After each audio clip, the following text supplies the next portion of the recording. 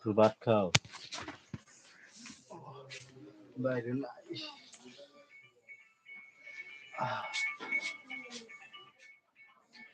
বেতন বাড়াইতে না বাড়াইতে বাসা ভাড়া বাইরে গেছে। হ্যাঁ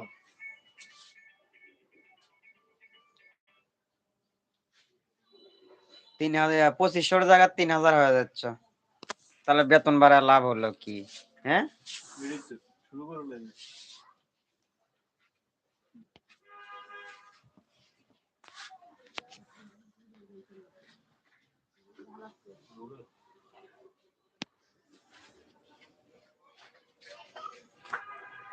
আইসা